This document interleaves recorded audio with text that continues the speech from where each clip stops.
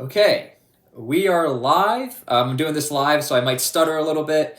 The title of this is War Crimes in Ukraine Can Be Confusing. So anyway, my name is T-SPLY. Welcome to the video. In this video, I want to talk about Russia taking out a cathedral in Odessa, the Crimea bridge being taken out for the second time, and many people are shouting, what is going on? Where are the war crimes? These are war crimes. Why is everyone getting away with this? Now, I'm going to be quoting directly from the ICC, the International, or sorry, what's the actual? International Humanitarian Laws, okay? And so those are the actual rules of war. Now, real quick, in case you see a floating head, I apologize. I was just outside. I live out in the country now, okay? I moved from Nashville to the country. This is what we wear. So anyway, what I want to talk about is something called dual use of targets, and that's why war crimes are sort of getting overlooked in Ukraine. Dual use of targets, remember this. Here's what a dual use of target is when considering targeting a specific area within combat operations of Ukraine. Dual use targets. These are targets that are ordinarily used by both the military and civilians, and from which the military obtains significant military advantage. Gaining a significant military advantage, maybe like a bridge, the Crimea Bridge.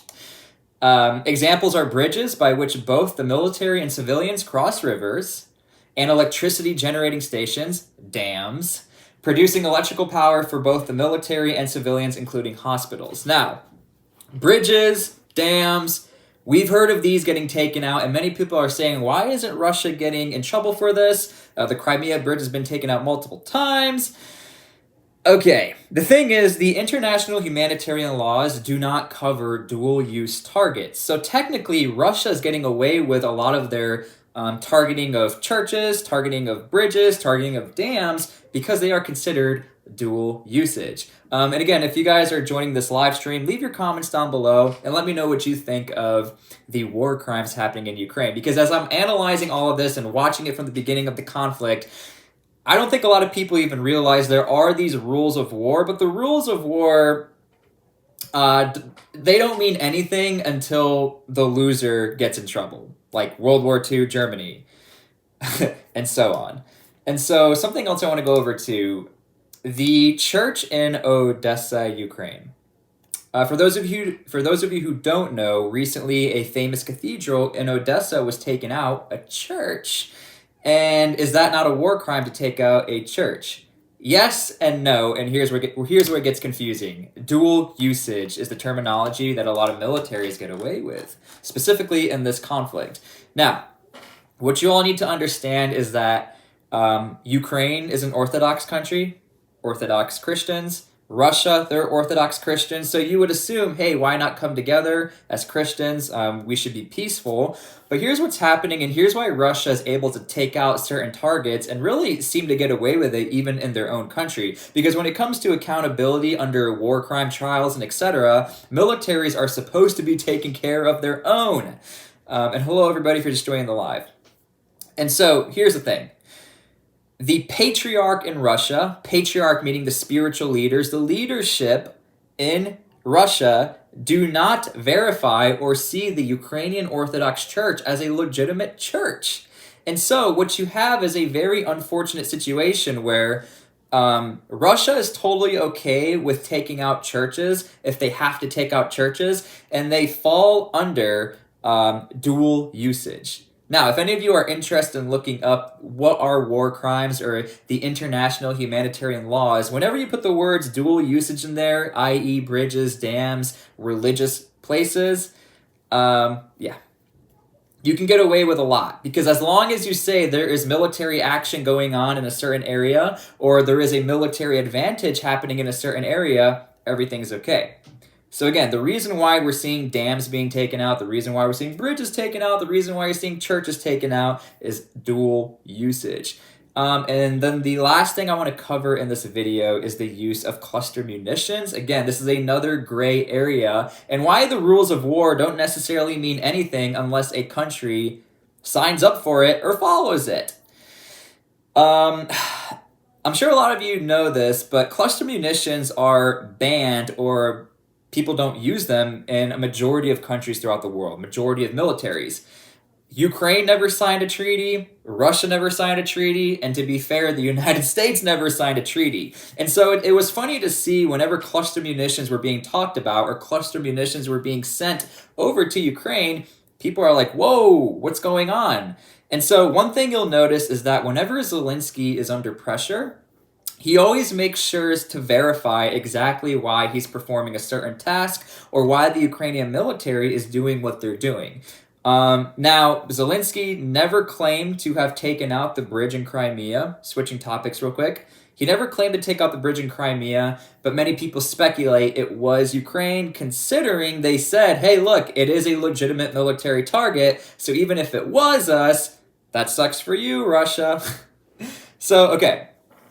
Again, if you are just joining this live, make sure when the video is going to be posted here soon, leave your comments and questions down below and what on, war crimes. If you have any questions or any statements, I love to read all your comments.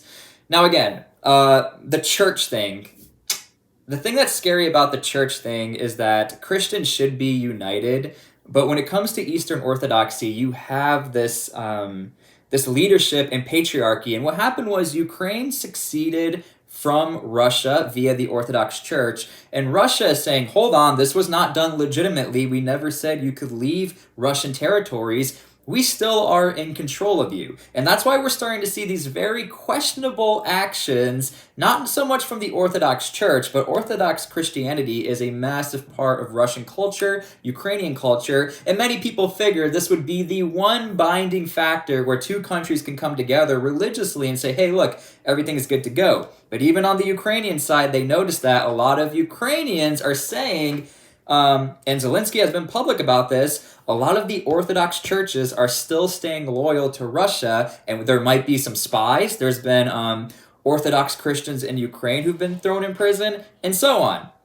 So again, for a lot of you who are questioning, why is there nothing being done about war crimes that are legitimately happening, and you're seeing it happening, and when you reference what just happened with the international humanitarian laws, at the end of the day, militaries are supposed to take care of themselves. The United States military takes care of their own, and maybe this sounds controversial, but this is the honest truth. Even when you look back into World War II, the Axis powers and the Allied powers, they were rather strict with certain policies where they took care of their own soldiers. Especially if you were a defector, you were taken care of.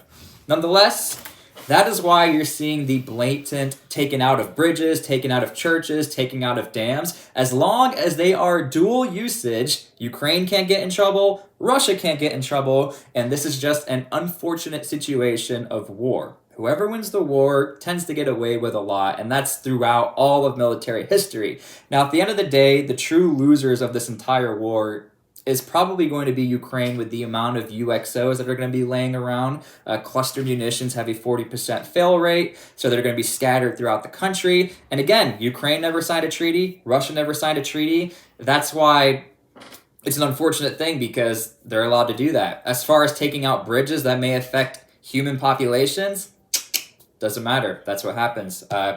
They are dual usage. So anyway, my name is T-SPLY. I've been wanting to do these videos more so often, or whatever, to sort of give my opinion instead of just reporting the straight facts, which I try to do, but I always try to stay objective.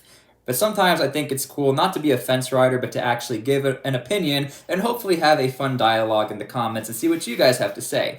But for a lot of you who've been confused about why, again, bridges are taken out, dams, churches, and power plants, is because as long as there is a military advantage for that military or that country, you can target that area. That's even according to the international humanitarian laws.